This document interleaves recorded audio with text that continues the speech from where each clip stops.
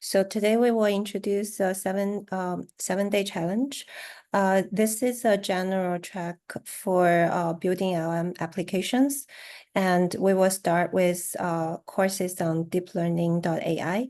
So the courses will be beginner level. So it will start with basically getting your OpenAI key and then start with using the prompts, and it will also introduce some of the basic concepts for LLM. So you should be, if you have some basic knowledge on Python, it should be fine.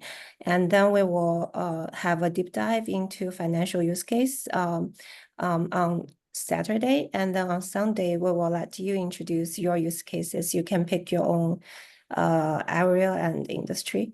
And then on the next slide, we will have introduction for AI camps. So this is, if you have been to our events, you have seen this before. Basically, we're a global community with a lot of AI developers across different countries and cities. And this event is hosted by the New York chapter. And then on the next slide, so we have this community shout out for you to join our events. So if you have you're interested in speaking at our events or sponsor the events or collaborate, want to share your collaborations, then you can contact us at the email shown here. And on the next slide, we will introduce our future events in January.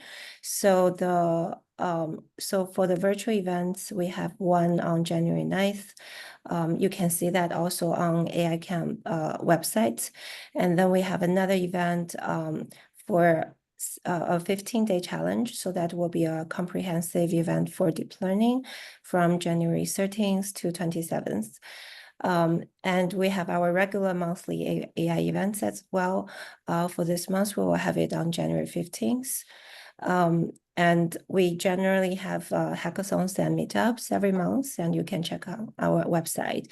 And for the virtual events, these are our community managers. I'm Candice, and Trusin is here as well as Ada and Risha. So we will be hosts for these virtual events. Next. And then we will start today's deck for the I don't know, Trusin, Ada, if you have that deck as well.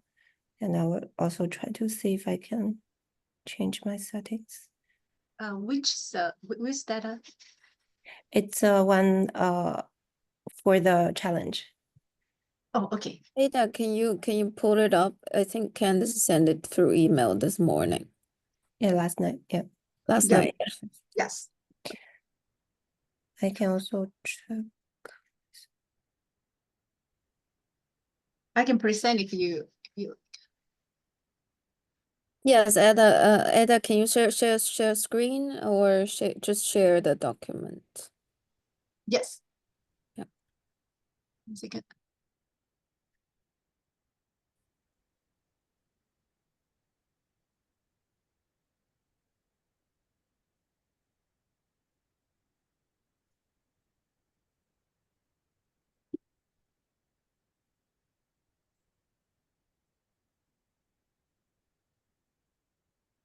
Let me know if you can see it.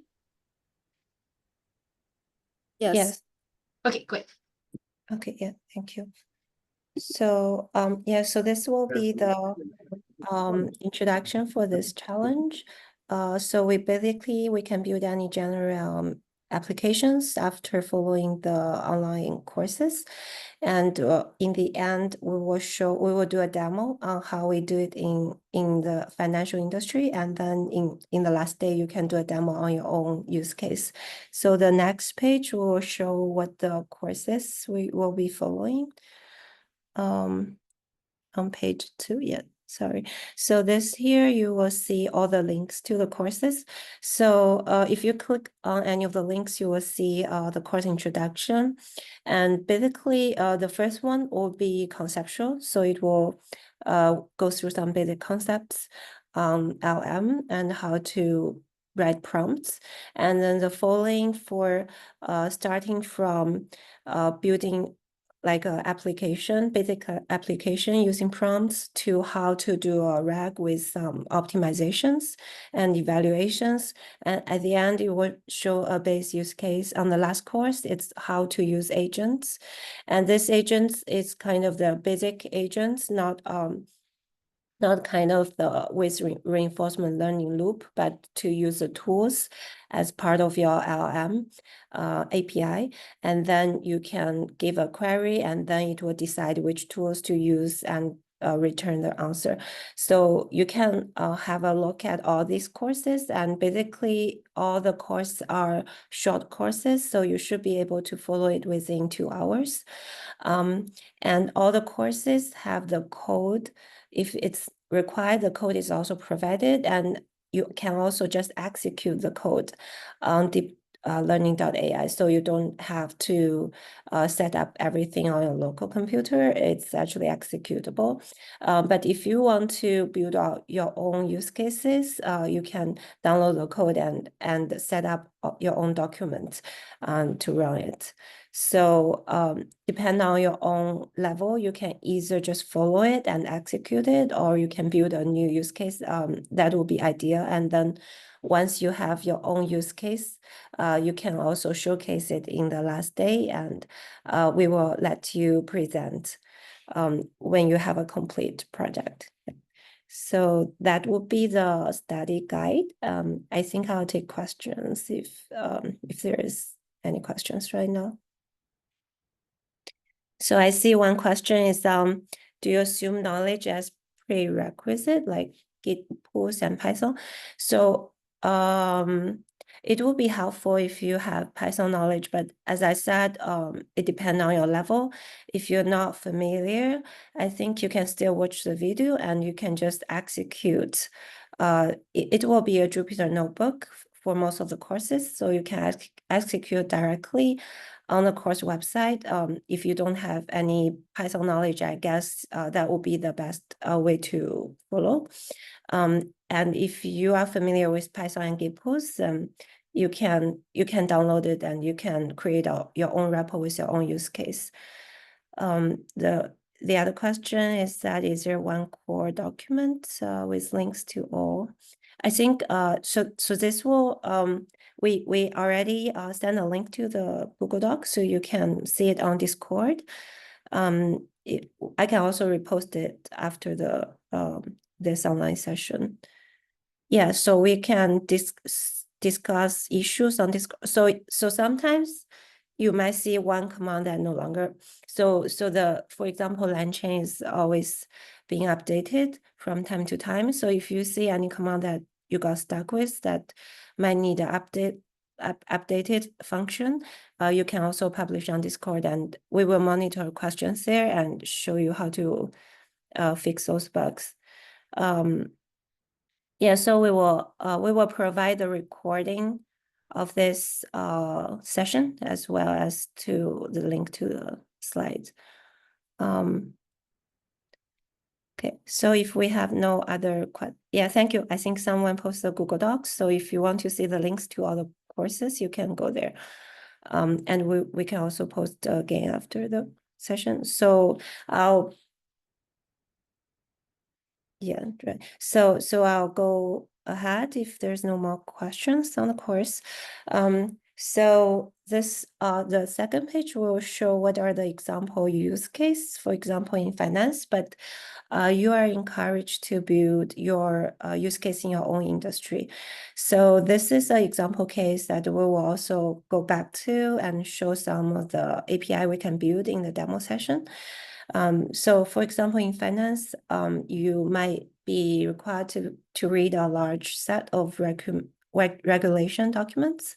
For example, Basel Rule is a few thousand pages of regulations. And then you can also be you might also be interested in how to do sentiment analysis on news articles and extract a sentiment score for your other machine learning models. So basically, this is like a feature augmentation. And then you can also be interested in how to extract market data for prices and volumes from database or CSV instead of manually search for data. And lastly, I think the most common use case right now is feature augmentation from more unstructured data like videos, audios, interviews, news, news recordings like that. So you might want to do that to augment your feature space. That will be a more complicated topic, and you are welcome to explore. And then we will cover basically based on the courses you follow. You should be able to do the following APIs. For example, extract structured information from unstructured files. You should be able to do translation, summarization, classification, and content generation. So basically, these are the basic functions of LLM. And you should be able to do these based on your data, and then you can use this as input for other APIs. And once you finish the last course, you should be able to also integrate LLM with other libraries or services and connect to external data and do some custom machine learning and financial models or other industry models based on your LLM and your tools. So basically, we will start from the very basic beginner level up to building LLM apps using external tools and services. So this is the outline of this course. And I'll take a look at the questions up to now. Yeah, so you should be able to get OpenAI API for free. You will be able to get a key on the OpenAI website, but if you want to build something like complicated or your data is very large, you can also just deposit an amount like $10 on your account, and that should be more than enough for you to do some exploratory projects. If you're not using it for production, that should be more than enough. So don't worry about like the key, OpenAI key.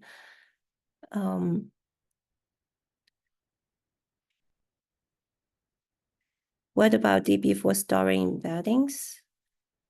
Yeah, you can use ChromaDB. So on all the courses, it will actually show you which DB to use, and those should be straightforward. So as long as your project does not have a huge data, which means it's more than 1,000 pages of something, or usually, especially nowadays, like GPT can take a lot of tokens. Usually, you don't need to worry about the DB. So you can use whatever is provided in the course. The co-working space will be available for the last day, where maybe Chuxing can comment as well but for today we will be doing online. I think Chuxing had, if you can comment on the co-working place for Sunday, do we plan to host it? So for those who are in New York City, we will select some of you who have a use case to build, and then we might be able to gather together in a study room. Yeah, on a selection basis. That will be, we're planning it in the weekend, maybe Saturday and Sunday.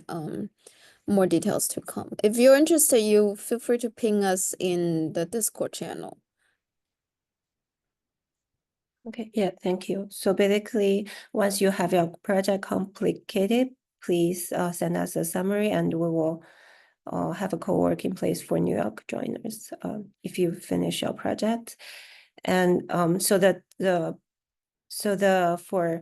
for Saturday and Sunday, we will update you on the Discord channel for that. And then yeah, we will make it available for today's material. Yeah, we have a channel on Discord. If you register, okay, thank you. Yeah, think we have it posted here. Okay, so I think that's the questions. What about possibility of code options? You can, yeah, if you want to collaborate with other people in this group, you definitely are welcome to, and choose your own platform to collaborate. And ideally we want like your code together on GitHub, so we can make it available for other people to see if you want to demonstrate your project. So yeah, so I guess that's all the questions for now. We'll continue on the course material. So we will introduce, so here it's just an introduction on the LM. Basically, it's a very basic, so maybe you already know it if you have any experience with LM. So currently, for example, the most popular is like GPT, and basically it's generative pre-trained transformer. Generative means it's capable of predicting content. Pre-trained means the network is saved with weights pre-trained on large data, so you can use the weights directly on the new data. And then transformer, basically it transforms an input to another type of output to be general. And the one of the key steps in using LLM is embedding, and basically create a vector representation for a piece of text. So you basically change the textual data into a vector representation into numbers. And there are different types of ways to use LLM. The most basic way is prompt engineering. So this one, you don't need to build any API. You just open like Cloud or GPT, and you just kind of you can. Nowadays, you can actually give it a template in the prompt and let it do like optimize the response using your template. And if you want to use LangChain, you can also do prompt engineering in LangChain. And then you can do a few shot or chain of thought or React in LangChain. And basically, there are a few ways you can optimize your prompt. For example, you can give it examples, which is a few shot, and you can ask it to break down the task into many steps and guide it step by step, like in chain of thought. And you will see all these in the online courses. And then you can also combine reasoning with acting and enables interaction with the external tools, which is in React.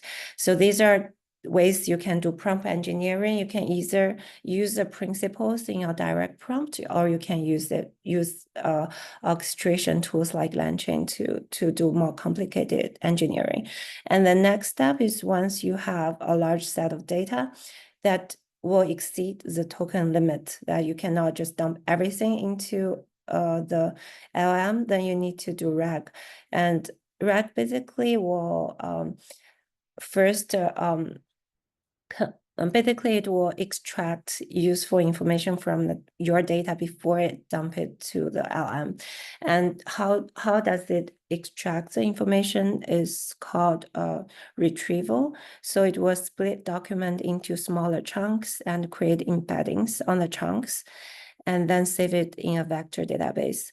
So if given a query, it will then search for the most relevant chunks using similarity search, and it will provide the query and the relevant chunks to LM. So basically, instead of dumping all the tokens into LM, it will first organize your data and find the relevant information for the LM. And then in the generation, you will do question. Basically, the most basic generation step is question answering.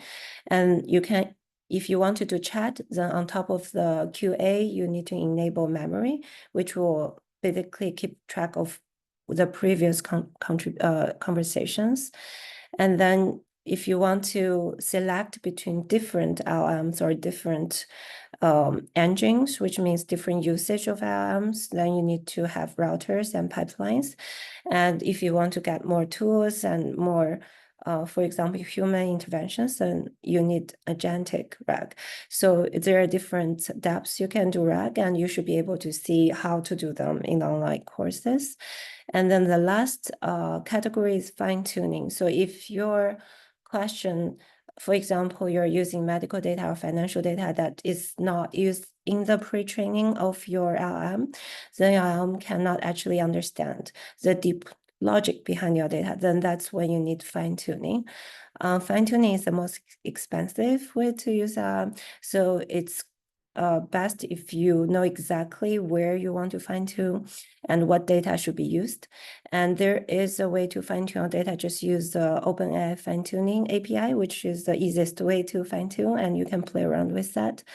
And then for fine-tuning, you need to have some knowledge on how to do evaluation, because then you make the best use of your resources. So that's under the scope of this study group, but you can explore yourself. And then on the second next page, this is basically, you can also read it by yourself. This is the pro and cons of prompt engineering, RAG, and fine-tuning. So basically, RAG is for large data.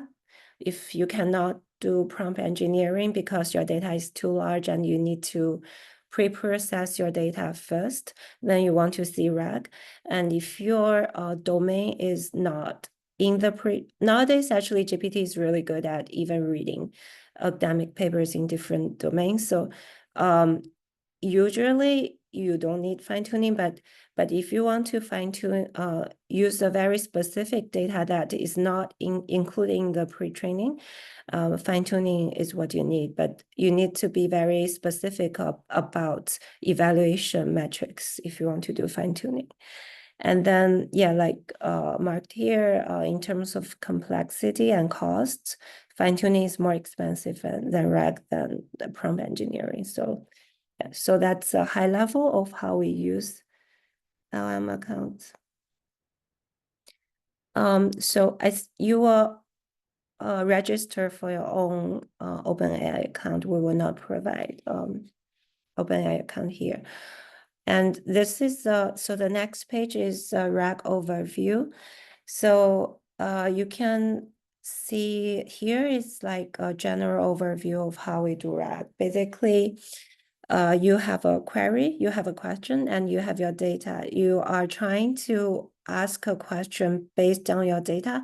The reason you want to do that is either you want to prevent hallucination because the general LM is trained on a lot of data, and it might not be relevant to your question, and it might generate some answer that's like completely not related to your question and start to hallucinate. So you can restrict your answer to your own data that prevents hallucination. And the other thing is that a lot of private data, like if the data is from your own research or your client or your company's proprietary data, then it's not included in the training, then you need to add it here in RAG. So you have a question and you have your own data. And then the first step, it will go into the embedding model. And the embedding model is going to translate your documents into a vector database, vector representation stored in the vector database, and you will also translate your query into an embedding. So these are both vectors now, and then it will do a similarity search between your query and the chunks on the vector database. And then after that, you will generate a prompt, and it will be an input to the LM, and the LM give you answer, and then you can evaluate. So this is like the most simple RAG flow that you can do. I think in the second course, you will be able to do this. And then on the next page is a more complete RAG flow where usually you need to do a few iterations and a few optimizations on the RAG. For example, you should be able to enable the memory so that your LM will have some context based on previous conversations, and your answer can also go back to your answer will go back to your action environment, and it will be a full loop like in reinforcement learning, where it goes through a few iterations that you optimize your question based on your answer. And this can also be automated if you have a reinforcement learning loop. This is not in scope for this study group. And then there is on similarity search, you can also do re-ranking. This should be, you should be able to do this by the end. Re-ranking based on different criteria that you define. And you should also be able to define metadata to help your similarity search. And in the end, you can also input external tools and to help with your LM. For example, you don't want to use a generic way to answer a question, but you want to give it a external service like Yahoo Finance or Wikipedia, and then it can also do that. So that's kind of a more optimized RAG overview that you should be able to understand by the end of the study group course. And on the next page, it's just, we will not go into detail here, but you can read it by yourself. It's on each section of the RAG, what you can do to optimize and what is the task for each section. For example, document loading is basically you use the unstructured data and you convert data to text. So this is if you're not using a vision model, this is usually what you can do in RAG. You can convert audios, for example, into text format. You can convert CSV or Excel or JSON into text format. So this is the most basic way to use LM based on non-textual data. And then text splitting is the next step, where you can split text into chunks, and then it will pass the chunks, it will embed the chunks and pass to LM. For the embedding, like we said, it's convert the chunks into number, basically in vector form in terms of numbers. So you can do search, and the retrieval is basically the next step where you will do a similarity search for your query and the embeddings before you input that into so this is the retrieval step for RAG. And the next page will be on the generation step. So like we said, there is question answering, which is basically there are different methods in LangChain, like stuff, map, reduce, and refine. This is just, stuff is the most basic method. And then once you have a lot of data and it becomes very expensive to use the stuff method, then you need to do some optimization using map, reduce, or refine. And then after you finish question answering, you can explore chat, which is you also need to store other memories. That will introduce more data storage issue. So you need to also optimize that step, and it will be also including the course, and we can answer questions if you have, can post them on Discord. And then you have chains and pipeline, such as router, as we said before. And in the last step is the evaluation. There are one of the standard ways RAG score, you can see it here, and you can also explore on your own. So these are the general introduction of RAG. And then the next step, that next page is the optimization. This is more details on the optimization we talked before.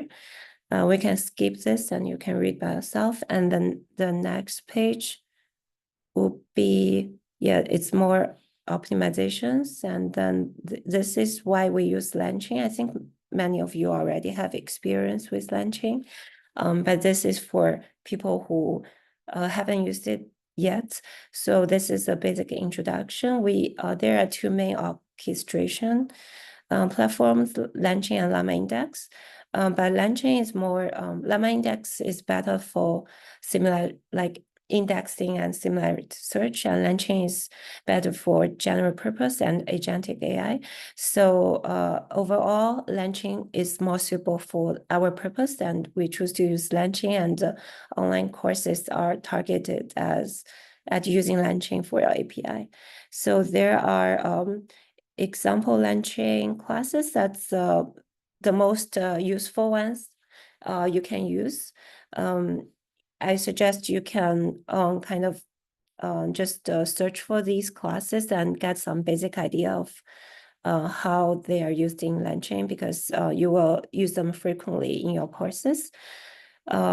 So yeah, so I think these are the end of this deck on the introduction. So the more detailed, I think you might have more questions once you start to do hands-on practice, and we can discuss more in the Discord. But let me know if you have questions based on this conceptual introduction.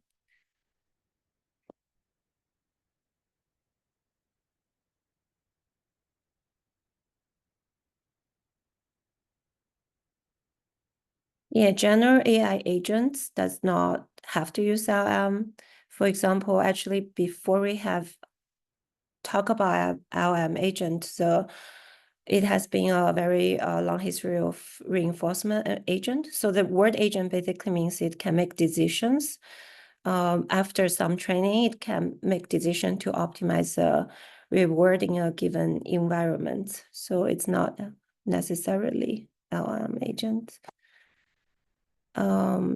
Yeah.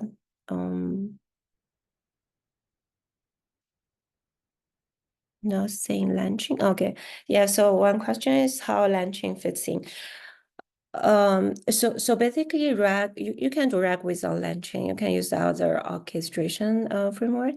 LangChain is just a way to put things together. Like if you want to use different LLM models, you don't have to use open. So with OpenAI API, you can already do a lot of things just using OpenAI. But LangChain will give you the flexibility to switch between database vector databases, switch between LLM models and your services and tools. So it's just a way for you to orchestrate using different APIs and tools.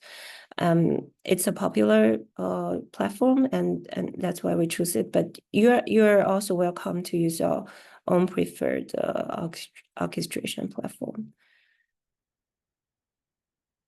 When do we use query and when do we use prompt and in RAG? I assume by query you means directly ask questions on OpenAI web page, and prompt means you want to ask questions using RAG. So I think for query, actually, as if you look at last few months, the capability of directly querying LLM is increasing rapidly. So in the beginning, if you have a few thousand page PDF, you have to use RAG. But nowadays you can just upload and ask questions. So it's actually a question that dynamically changing nowadays. But I would say that if you have a large data, you want to use RAG, and if you have and if you want to use your proprietary data, you want to use RAG. But if you have a general question based on public data, you will just directly query them. It's not worth like building a pipeline for that. Yeah, like I said, I think Llama Index is another very popular orchestration platform. I believe there are others as well. I'm not familiar with besides Llama Index and LangChain. If you have questions on this too, I can answer. But I believe there are other participants, and our hosts are familiar with other orchestration as well. If you want to comment on that, yeah, it's a rapidly evolving area that there are a lot of new things happening. Yeah, so right. So I also, I think I also recommend Ollama. So you can also use Ollama with LangChain. That's what I tried. If you have a private data, you generally want to use, for example, local models like Llama models. So you don't want to use OpenAI and upload your private data to OpenAI. And for that purpose, I feel Ollama is a very good tool to use offline models. And you can also use Ollama together with LangChain.